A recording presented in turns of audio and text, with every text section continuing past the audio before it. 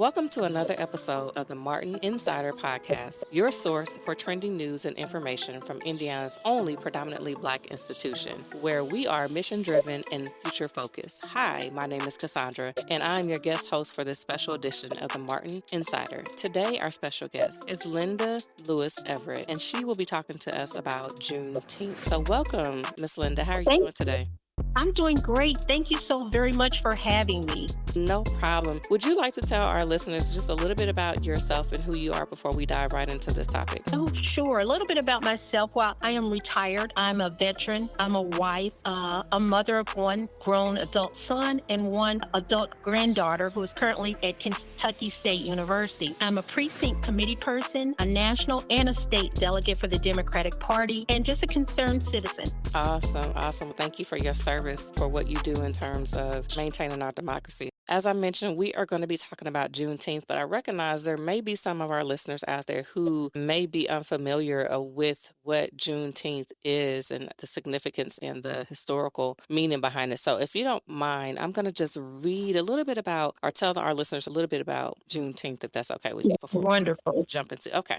So, on Freedom's Eve, or the eve of January 1st, 1863, the first watch night services took place. On that night, enslaved and free African Americans gathered in churches and private homes all across the country, awaiting the news that the Emancipation Proclamation had taken effect. At the stroke of midnight, prayers were answered as all enslaved people in Confederate states were declared legally free. Union soldiers, many of whom were Black, marched onto plantations and across cities in the South, reading small copies of the Emancipation Proclamation, spreading the news of freedom in Confederate states. Only through the 13th Amendment did emancipation end slavery throughout the United States. But not everyone in Confederate territory would immediately be free. Even though the Emancipation Proclamation was made effective in 1863, it could not be implemented in places still under Confederate control. As a result, in the westernmost Confederate states of Texas, enslaved people would not be free until much later. Freedom finally came on June 19, 1865, when some 2,000 Union troops arrived in Galveston Bay, Texas. The Army announced that the more than 250,000 enslaved Black people in the state were free by executive decree. This day came to be known as Juneteenth by the newly freed people in Texas. The post-emancipation period, known as the Reconstruction, 1865 to 1877, marked an era of great hope, uncertainty, and struggle for the nation as a whole. Formerly enslaved people immediately sought to reunify families, establish schools, run for political office, push radical legislation, and even sue slaveholders for compensation. Given the 200 plus years of enslavement, such changes were nothing short of amazing. Not even a generation out of slavery, African Americans were inspired and empowered to transform their lives and their country. Juneteenth marks our country's second Independence Day. Although it has long celebrated in the African American community, this monumental event remains largely unknown to most Americans. The historical legacy of Juneteenth shows the value of never giving up on hope in uncertain times. The National Museum of African American History and Culture is a community space where the spirit of hope lives on, a place where historical events like Juneteenth are shared and news stories with equal urgency are told. So that is a little history about Juneteenth. Miss Linda, as we go into this conversation, why is it important to celebrate Juneteenth? Thank you so much for sharing that with so many people that may not even know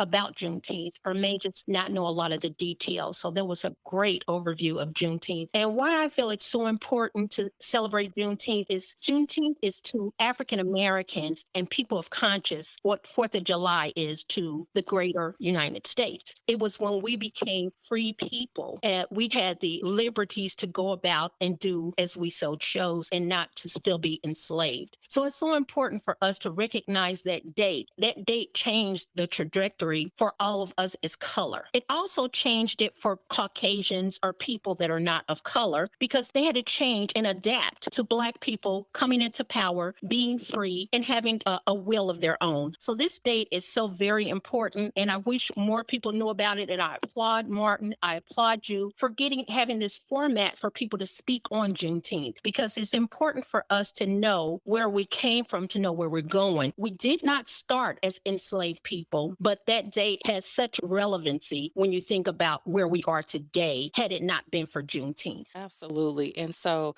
you know what, honestly, I can say that I'm 40, I'll be 45 this year, but I really do not recall during Black History Month, because Mhm. that's typically when you would hear about this in the school Right. system. I don't recall being taught about Right. Juneteenth. And that's another significant reason as to why we should Mhm. celebrate it, because our children aren't being taught. So, and as a child, if you're not taught, then when you become an adult, people looking at you crazy like, you don't know what it Right. is. No, because no one Right. ever taught me what it was. So we talk about the civil rights movement and all the other things, but we Mhm. don't talk about where did our freedom start in this Exactly. country. You mentioned July 4th, and so that sometimes becomes, I won't say controversial, for African Mhm. Americans. Some would say in the conscious movement that we should not celebrate July 4th. Our actual freedom was Juneteenth. What are your thoughts Exactly. regarding that in terms of, should we still celebrate as African Americans? Should we still celebrate July 4th, or do we celebrate both?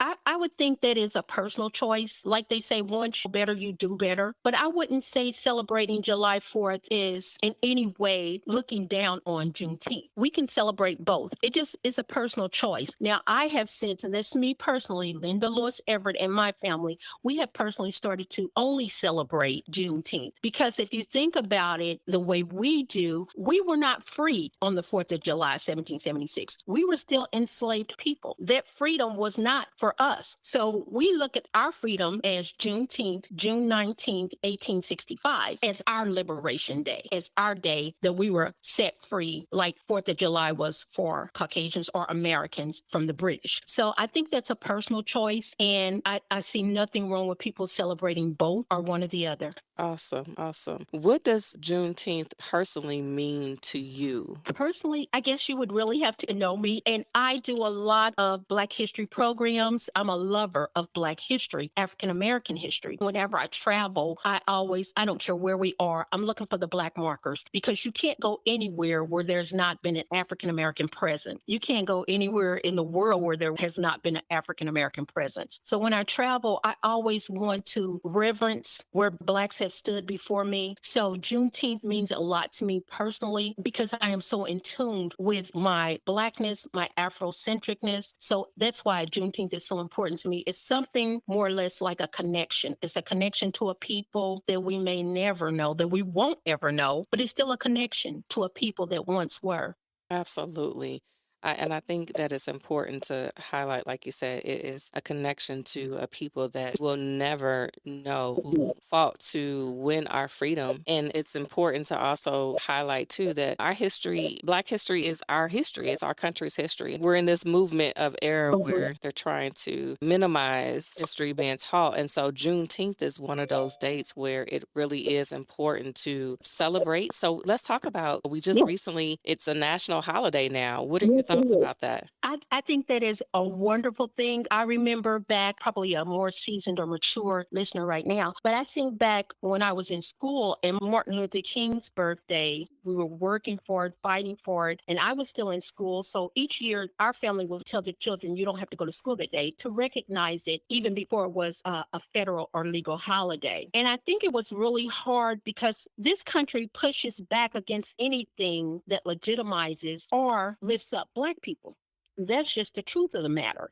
It This is. country as a whole. And when I say that, of course, don't come after me saying I have a Black friend. We all know that. We all know that there are some people that don't feel that way. But this country as a whole will push back. And I think the reason it's taken this long is because of the pushback and where they felt like it wasn't of any importance because it wasn't of any of importance of the people who make the laws. And that's why that's another subject in another day. We have to be more in the lane of lawmakers. And so, how can we're at Martin University? So, we think about Mhm. Martin, and with Martin being Indiana's only predominantly Black institution, what is this? What is the significance? Can you talk a little bit about what potentially some things that Martin could do to celebrate Juneteenth? What would that look like? I think that would be an amazing event. And as we speak, there are things right now working toward Juneteenth. You have to understand that you don't despise small beginnings. So if this year is not the grandest, biggest thing, you build on it. So you have to build toward what you want. But I think Martin having a celebration would be really beneficial for the city itself. Because like you said, it is the only predominantly Black institution. And some people may not even know what a PBI is. They know of HBCU because most people hear those terms, HBCU, historically Black college or institution or university, but they never hear of a PBI. And we are so blessed to have a PBI right here, predominantly Black institution for higher learning. So how appropriate would it be for Martin to spearhead a very nice Juneteenth campaign? I think would be awesome. And I do know that there are works right now working on that. Awesome, awesome. I'm a product of a HBCU, so you're right. I didn't even know what a predominantly Black institution was. Is there a huge difference between the two? I think the largest difference is just the year. The I's may have not been chartered or are giving their accreditation in time to become a HBCU. They still may meet all of the qualifications as being accredited. It was just a time cutoff. And I'm not certain. I think it was in the 1970s for the time cutoff. Okay. For it to be labeled as a HBCU. But PBIs are still just as important and just as relevant in our communities and for our Black students. Awesome. And so when we think about Juneteenth in education overall, what would you say to someone who may be hesitant to expose their child to our history in Juneteenth? What advice would you give them? What encouragement would you give them to calm their nerves? Because I don't want to talk about what I could say because I don't know what I can say. So I'm trying to go around the topic of what I want to say. So what encouragement would you give someone who may be on the fence about allowing their child to just learn Black history and more importantly, learn more about Juneteenth and our Freedom Day? Yeah, I would tell any parent, grandparent, or any custodial person that's over a child that you don't want to limit their education to anything. If it is a Black child or a white child, the relevancy of Juneteenth, it's hand in hand with American history. So you don't want to put a child in school and say, we don't want you to learn about the Civil War or the Revolutionary War or World War I or World War II. You want to give them as much knowledge going forward as possible. And giving them knowledge of Juneteenth is just knowledge of the country and the things that we've gone through. Now, specifically for Black children or children of color, I think it is imperative that you teach these children. I think it is imperative, and I think it is a disservice not to teach them about Juneteenth. And when the Black people, African Americans, Africans were set free, they were not, I don't say slaves, I say they were enslaved. When the enslaved people were set free, you would be doing your child a disservice by not teaching them that. I totally agree. And I think you can't erase a whole section of history because you're afraid of how it's going to make a certain demographic look. You have to tell the truth. My grandmother used to tell me, listen, honey, you need to tell the whole truth and nothing but the truth. So you got to tell the whole truth. You can't tell part of the truth. And unfortunately, our history, as I said, I'm not going to say unfortunately, there's some things that happen in our history. It's not nice. It's not pretty. It's ugly. We have to address it. We have to accept it. We can't sweep it under the rug. When you think about Juneteenth and just diversity and inclusion, there's a big push right now for DEI. Talk about a little bit about the connection with Juneteenth and DEI on campuses with that, the significance of that. I guess with Juneteenth being on campuses, I think that is very important. I think before we even get to Juneteenth on campus, I would like to see Juneteenth at elementary school level, because the sooner you learn and the sooner you accept, whether you be a child of color or not, the sooner you learn and the sooner you accept, then that becomes more awakening for you. So I would even say, please don't wait until someone is 18, 19, 20 or college age. Please bring this. And I know a lot of people are up in arms of critical race theory. That's what I was trying not to say. But you walked right into. No, you're fine, Miss Linda. You're our guest, so you can say it. That I just didn't want, but that's that's the direction I was headed in. But so we're on the same page. Okay, so I know a lot of people are on eggshells about us, about the world knowing our history. And like you said earlier, you can't keep it a secret. And I always say when I do Black history programs, our history should not be a mystery, and especially not to us, especially not to us. Going to school, I had to learn of Christopher Columbus. I had to learn that. But when I grew up, I ran into people that were not of color that knew none of my heroes and sheroes, but I had to learn those. So I would just like for it to just be fair and equitable. And I would like for the education level to be across the board. You have said so much that I would like to unpack.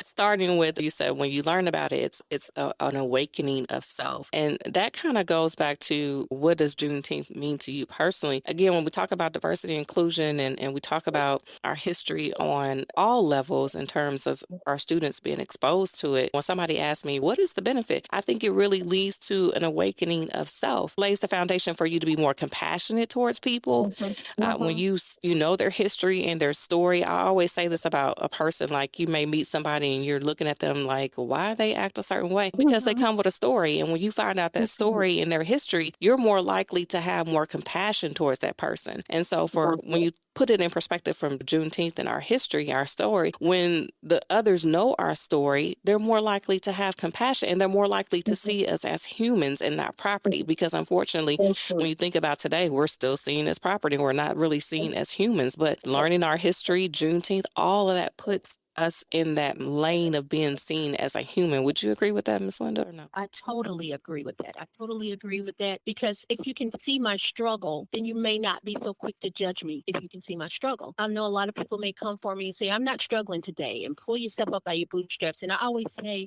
we never had a boot. We When you never had say a pull boot. yourself up by your bootstraps, we didn't have boots. Right. So you have to see where a person started, and then like you said, and then maybe people will show some compassion, or even if not compassion, at least you know where I'm coming from, at least where I'm coming from and why my stance is the way it is. And what amazes me is, it's so interesting that other cultures' issues can be taught in the school system across the board, middle school, high school, higher ed.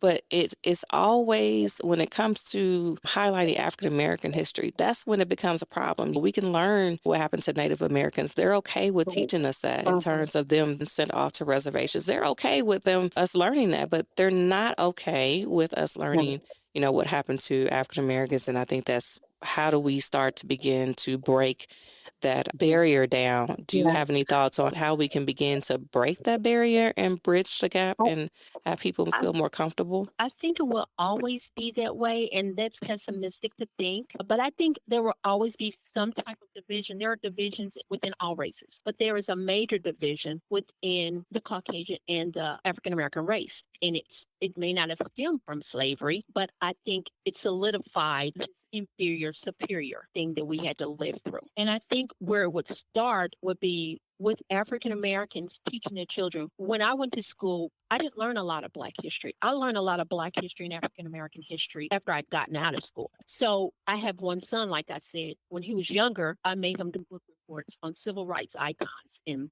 people that you don't hear of every day, unsung heroes and heroes, because school may not teach it, but we still have to. We still have to, because it is on us to teach our children if they don't. So that will help somewhat. And maybe we need to keep with legislation saying, hey, these books need to stay in school. This curriculum needs to stay in school. This curriculum needs to be introduced and brought on to school. So I think it starts at home, like everything else. It starts at home. So if parents don't know, and I don't criticize anybody for not knowing, because if you don't know, you just don't know. But if you don't know, it would behoove you to learn and to share it with your children. I so agree with you, Miss Linda. And that kind of leads into the next question. When you think about who should celebrate Juneteenth, what are your thoughts? Everyone should celebrate it. Just like I said earlier, we all get our red, white, and blue flags, and we march. And on St. Patrick's Day, we're drinking green beer and we're running downtown to see the canal turn green. And we're running to restaurants to drink green soda. So we always are so accepting Hmm. of other cultures. So it's time for us to accept our own, to elevate our own, and to respect our own. So, of course, African Americans, people of color, people of African descent celebrate Juneteenth. This was a remarkable time. The enslaved were set free. And it, like I said earlier, it changed the trajectory of our lives. And not only people of color. If you have the wherewithal or the conscience to say, hey, it was a good thing. Well, yeah, it was a good thing. Just like we do Veterans Day. It's a wonderful thing to salute and celebrate veterans. So you may not have served in the war, but you're out there waving to the veterans that did. So, Absolutely. And I totally agree. Just like you said, we celebrate every other holiday, Cinco de Mayo. But so why not celebrate? Everybody should, in some mhm, capacity, even if you don't do something big, acknowledge when you talk about mhm, bridging the gap and creating unity in this country. What better mhm. way to do it than for everybody to celebrate Juneteenth and say, you know what, I stand with African Americans and acknowledge that this is the day that they Yes, won their freedom. 2 years it is. after the Emancipation Proclamation, for us to actually win our freedom, quote unquote. I put freedom in quotations because we're still Mhm, fighting for mhm. our freedom in some aspects. Everybody should acknowledge and say, hey, this is the day that slavery, like you said, the enslaved, when I say slavery, the enslaved Black people in Texas won their Mhm. freedom. And Right. just, yeah, I totally agree. And so we owe it to our ancestors to acknowledge Yes. Juneteenth. How long have you, Miss Linda, been celebrating Juneteenth?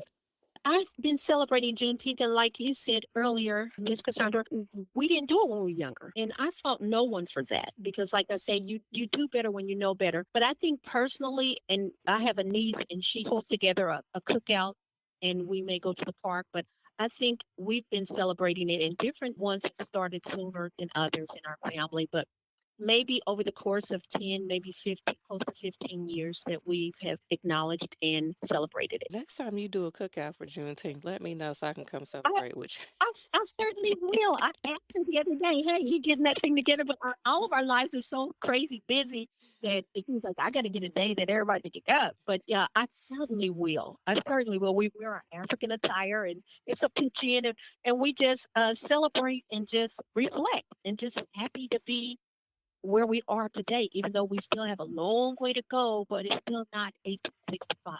Absolutely, absolutely. Thank you, Miss Linda. As we close up and wrap up Yes. today's interview, Mhm. is there any final thoughts you would like to leave with our listeners about Juneteenth?